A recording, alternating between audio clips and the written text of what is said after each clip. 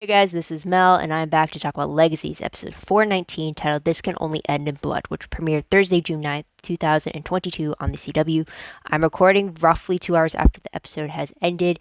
For West Coast, they're about halfway through the episode at this point, so huge spoiler alert. If you haven't seen the episode already, please go do so first, and then come back and see what I have to say about the episode. My other video reminders are up on screen, so take a moment to remind yourselves of those. Also, just watch the episode because I'm definitely not going to recap it to the fullest just because a lot of what was happening was interconnected with each other. So definitely go watch it. A lot really happens, and you kind of want to feel the emotions of it. So go watch it. But huge YouTube shoutouts for Golden Angel 15 and In the Games 123 who left comments on my previous video. But also thank you to everybody who's just watching any of my videos. I truly appreciate you guys taking the time to watch them, and also just seeing kind of where the show ends off for all of us, right? I mean, does it meet my expectations? Is it gonna destroy me like it did the season one finale of Legacies? Who knows? You're kind of hoping you want to tune in to see how this ruins me. But anyways, let's go right into this episode. So with what happened. So for the episode title, the quote, "This can only end in blood." I actually don't recall this even occurring, or either B, it did occur and I just didn't realize what the title was at the moment, so I wasn't really paying attention, like looking out for it. But the quote does sound like something Ken or Aurora would say, so I'd have to give it to one of those. My usual spot checker for it doesn't have it updated yet, so hopefully by the time you guys see this video, the answer will be up on screen. So we'll have to see about that. But timeline wise, again, for this though, I'm assuming it's the day after the events of 418. Like it's the day after the full moon that they talked about in the previous episode. But it definitely takes place in the same day. We have the first start of the episode where a challenge was issued set 2 hours later, and then said challenge was the big fight, and then like the whole aftermath after that. So that's that, which leads to the big episode reminder is the fact that not only is this the second last episode of the series, but the big final battle that we've been gearing up for this second half of the season 4 takes place in this episode. So let's talk about storylines. So like I mentioned just moments ago, a lot of the storylines do intermix with each other, or they're not happening simultaneously with each other, but they're kind of like in steps, really. So the only thing I could think of that are two that took place at two separate times would be Cleo's revenge, which eventually does come back to the main storyline, and the main story, which is the final battle. So for Cleo's revenge, she wants to kill the gods as her revenge for Caleb dying, but instead she leaves with new knowledge from Jen on what it means to truly be a Fury, since Ken didn't quite go into the details of what it is to a Fury, and Jen seemed very excited over the term itself, so that's something right there. Now, when it comes to the final battle, like I mentioned before, beginning of the episode, Hope issues a challenge to Ken done by the old ways that he must accept. However, he kind of deviates from the challenge by sending Aurora in first with the Tribrid spear, or Tribrid killing spear, the Red Oak spear, or the God made spear that he forced Jen to make. And pretty much it's Hope and Aurora until Hope gets weakened by getting seeped with white oak, or red oak, my bad. And then while all that's happening, Ken has the ability to alter curses, so he took away Ben's immortality. He altered the werewolf curse, so it triggered not on a full moon. So there was chaos with the Super Squad backup plan. So there's that, which led to one too many deaths that we did not want to see, which led to them seeing Landon, who brought them back to life and had them there for the final face-off with Ken, which left with Super Squad winning. I know I really just downplayed it, but there's like so many different aspects of what happened in this maid fight. You just have so many different facets we'll talk about later, but it's just, I'd rather talk about it in the different sections later on than spend the time in the storyline to talk about what really happened, because it's a lot. But the last scene of the episode, though, which was something I wasn't really expecting, was we see Landon about to help that zombie soldier go find peace that he was trying to help in the first scene we see of Landon in the episode. Instead, he gets interrupted with Ethan arriving. Hold that thought there. We'll talk about Ethan in a moment. So character-wise, let's go back into there. So we have MG and Jed both being killed due to Ken altering the werewolf curse. So of course, Jed being a werewolf, he was forced to turn, and he was killed when he tried to attack Alaric, who was trying to protect MG and Lizzie. But then MG kind of got bitten by a bunch of the other Salvatore wolves, so he ended up dying from the venom. They were both resurrected, alongside with Caleb, thanks to Landon being the new ferryman, which we'll talk about later. Ethan. So we see him, he's still back at his house, but he hears about the storm that Ken is causing. So he goes back to the school, and he arrives to save Lizzie. So he sacrifices himself and uses his powers one last time to get Lizzie out of harm's way when she was meant to detonate the bomb god against Ken. So that's Ethan there. And that is why he ends up in limbo at the end of the episode. Now we have Aurora. Huge twist here was that Aurora sacrifices herself to save Hope in the final moment when Ken is about to pierce his god spirit into Hope's heart. Aurora takes it. Now, because it's fused with godly magic, regular witch magic, tribe magic, anything like that, doesn't work to kind of like heal. So Aurora ends up dying. And before she dies, though, she opens up to Hope and shares her love-hate relationship for Klaus and why that trickled down to hating Hope. But they seem to have a mutual understanding in her final moments. So there's that. Now, Alaric, he ended up taking, when Ken was about to throw an arrow at a now mortal Ben, or a temporarily mortal Ben, Alaric jumps in the way to take the arrow, and it ends up in his shoulder. So he was kind of down for the count there as well, too. So there's that. Now with Ben, like I mentioned before, because of the altering of the curses, he was momentarily not healing like he normally would. But then by the end of the episode, when Ken dies, all the curses he's altered now go back to normal, including Ben's curse. I'm assuming Ben's curse goes back to him being immortal because all of his wounds were healed.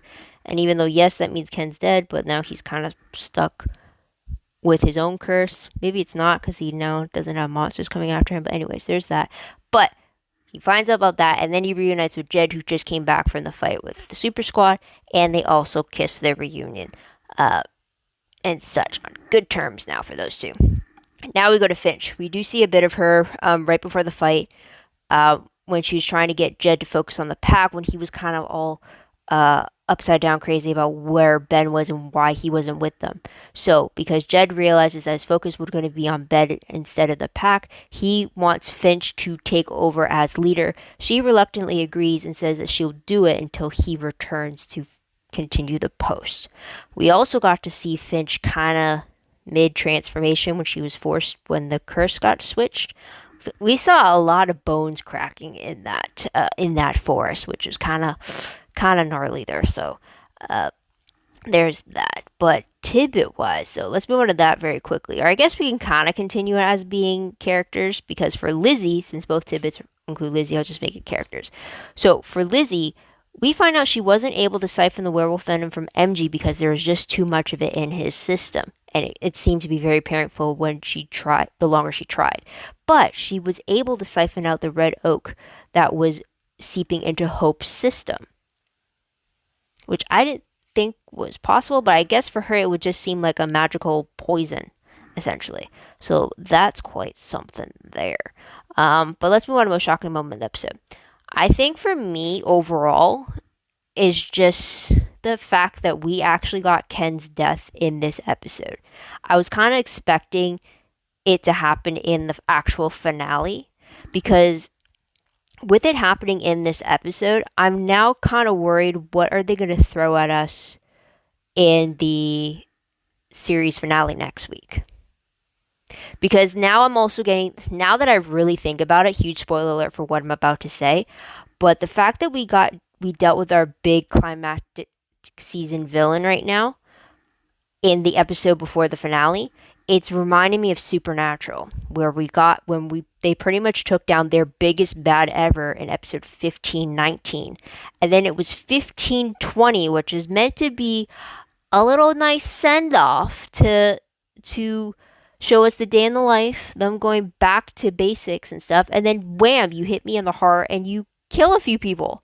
So now I'm worried if I'm going to be stuck with that same treatment in the Legacies finale next week, because I'm kind of at 50-50 right now, because with Vampire Diaries, we kind of got a nice ending. We got a lot of familiar faces coming back. We at least got a sense of a happy ending for all the characters. I mean, we did kind of lose people, but essentially they did have happy endings first. But then you got the originals, where it's like you got full blown like sadness and like, yeah, everyone's together, but then it was a bittersweet ending because you knew these characters were gonna die. Um, so legacies, are you gonna fit in between the two, or are you gonna really sound like reminiscent of what happened with Supernatural that I had to deal with? And are we now gonna now I'm stressing about that now that I think about it, with the way that they've ended this episode 19 today. So that's another thing I'm going to stress about for a week. So there's that. But let's go on to favorite moments. I honestly, it was more. I have two major favorites, but then one of the favorites has so many tiny ones inside of it, just to like kind of like do quick shout outs of like what was more memorable. So we'll go with that. So the big favorite, a big favorite I really did like was just the Super Squad teaming up and actually like pretty much I guess in the final round it was pretty cool to see Hope and Aurora go against each other as well, obviously, because that's a different fight style than when it was Hope and Ken going against each other, which was still interesting as well too. But it was also just interesting to see the plan that we've been seeing them try to formulate and try to make do with it, see how they try to execute it, but then also try to pivot off of and make changes as they go and work together as a team for sure. So I really appreciate, no matter how chaotic it looked, it definitely expressed the emotion well, where we are worrying about so many different characters and so many different aspects of this plan, and none of it goes well. We pretty much lost a few people in each different section. So that was very interesting, and I thought it was pulled off nicely. Definitely had me on edge. Now, when it comes to my second one, I guess the big umbrella thing I'd call it would be all the duo scenes having their moments, or it really had me feeling like, oh, I wish we got more time with them, or it's like, oh, this is a good pivotal moment or something, kind of like a thing. So the first one being Hope and Aurora. Not only with what Hope's told Aurora when she like on the field when she was still doubting, but in Aurora's dying moments as well too. I'm really liking that they gave that moment and the fact that we got to hear more about Klaus between these two, because like Aurora mentioned, they both saw different sides of the same man. And it was very interesting to hear from Aurora how she hated Hope because Hope was the reason that Klaus became a better person, and that was always what Aurora wanted. But she wanted to be the cause of that. So I guess the jealousy got twisted over the centuries, and it just kind of bubbled up. And it was just very interesting to see that turn and to see. I feel like Aurora has probably gotten the biggest redemption arc. And also for Aurora, I was not expecting her to be in half this season. Like when I check the episode count, it says that she was in like in that at least 9 to 10 episodes. I was not expecting that at all.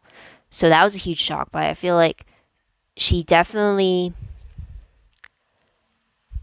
yeah, I definitely feel a lot different about Aurora than I did when she was introduced in season 3 of the original. She's definitely had so much growth, and I'm glad that she and Hope got to have this understanding and at the very end. And then it was really great to see Hope and Lizzie also paying tribute to Aurora at the very end together, and then also to see Hope and Lizzie also just teaming up together and being by each other's side to help each other through was just like. And then Lizzie's comment about even though their sire bond wasn't there anymore, they are still bonded forever. So I really appreciate that sentiment as well too for the two of them.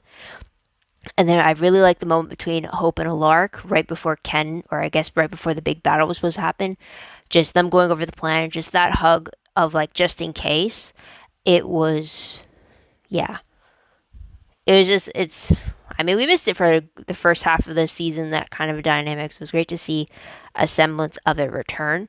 So that was something there. An interesting one that I didn't think I wanted to see more of was just the moment that Hope and Ben had together when he was helping her pick out the correct weapon of choice to go against Ken. I guess because we've seen no humanity Hope with Ben as a different dynamic, and then to see this version of Hope interacting with Ben was very interesting, and it was just like I wanted to see more of it because it's always Ben with the group talking to Hope, or it's always Ben and Ben being with Jed and talking to Hope, but it was never one on one between them. So it was very interesting to have seen that for this episode. So that's something right there. Um, I will move on to Lizzie and MG. They had so many good scenes in this episode. Obviously, the most heartbreaking one was when Lizzie watched MG die when she really couldn't really save him, and then also their worry for each other at the beginning of the episode before the battle ended, and then their reunion at the very end. It was just all sorts of emotions between these two, but we will talk about them later as well too. Another one I really liked was the reunion between Jed and Ben. Um, I guess also you could say like the devastation Ben felt over Jed um, was very emotional, and I guess it was very impactful as well too to see how much he's come to care for Jed, because you wouldn't think so since he betrayed them all earlier in the season, but to see them reunited and just like fully not like just fully themselves with each other was just like really great. And of course they deserve a moment of victory as well too, because now Ben is free from his tyrannical father. He the guy he likes is alive and not in danger anymore, so that's something. And he has no monsters coming after him, so what's not to be a victory of? Another thing I really liked was just MG's speech to Ethan at the very end, and more of like his memorial speech or his little eulogy about how he'll never forget Ethan. He'll try to keep Ethan's legacy moving forward, and how he was the hero today for them. And it's just like it was so moving. And I was just like, it was, I'm glad that they gave that moment, because like essentially what I really liked the two of them was the fact that it was their friendship from like what, beginning of season two, midpoint of season two, when they had that secret together of him knowing about the vampire secret and then keeping it and such. It was just like, yeah. And the fact that both in this episode they both mentioned the promise that they made to Lizzie. They both told her when trying to save her, "Is like, I promise to protect you," and it was to each other. So it's like I'm gonna miss that friendship for sure. And then another thing, the last thing I like though, or that I'm gonna list at least, is the moment that we got to see with Jed and Finch. It was great to see that acknowledgement, because a lot of the times the one downfall I have with Legacies is that even though it's a school for vampires, witches, and werewolves, the vampire faction and the werewolf faction are kind of put to the sidelines, um, unless like and the representatives are just Jed, Caleb, and MG. But now with Finch here and the fact that she wanted Jed to also remember that you have the pack to protect, and just seeing his faith in her is like, if I can't do it, you're the one I want to replace me, kind of a thing. It was great growth of where Finch started off as well too, and also it's just a great moment for Jed to remember like where he started off in the show too, which is like a huge growth from there as well. So that's something. But let's move on to peeved moments. Peeved moments very quickly. I mentioned this before when we were talking about shocking moments.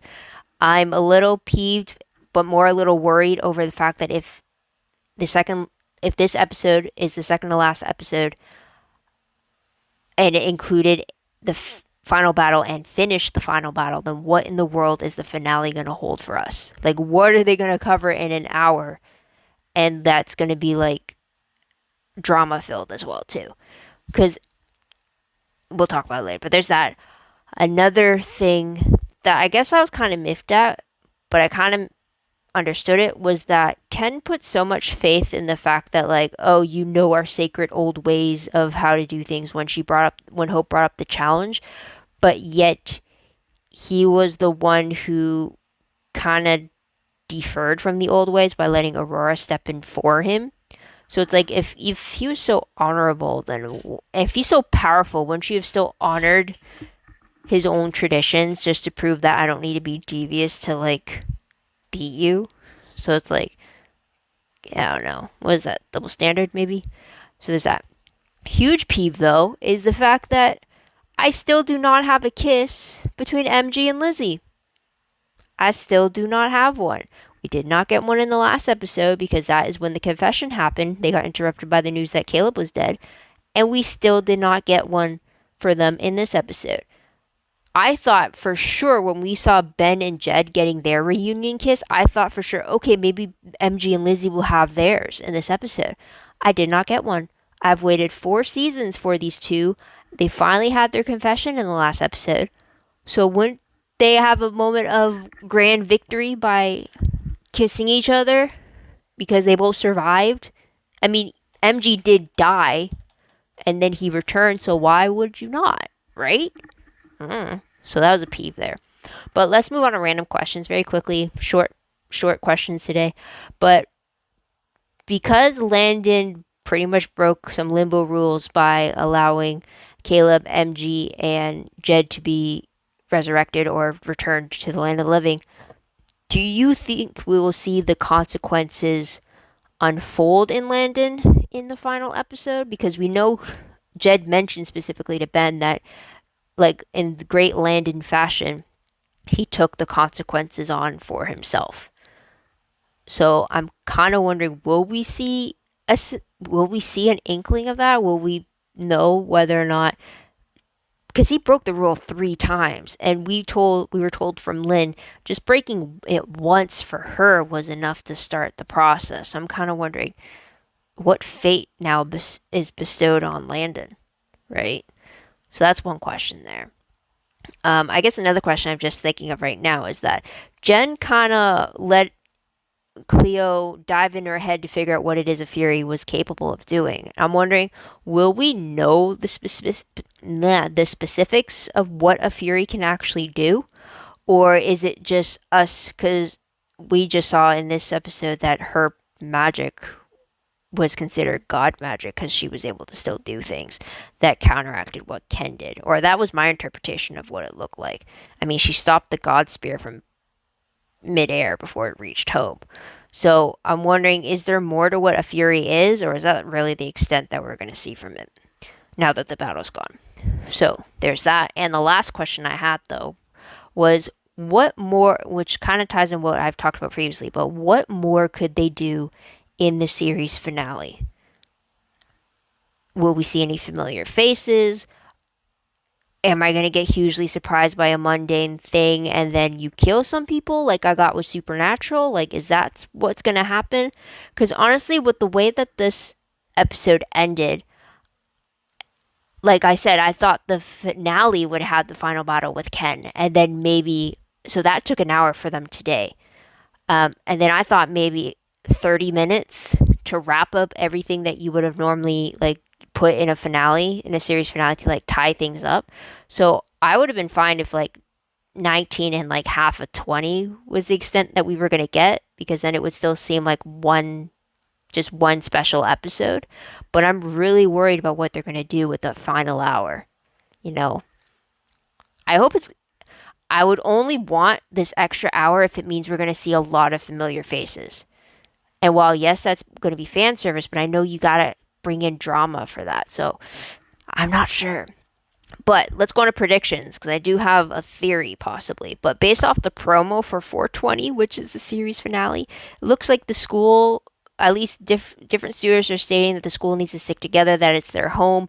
It looks like Ethan is working at the bar in Limbo with Landon from the looks of it. Is he staying to keep Landon company? I don't know.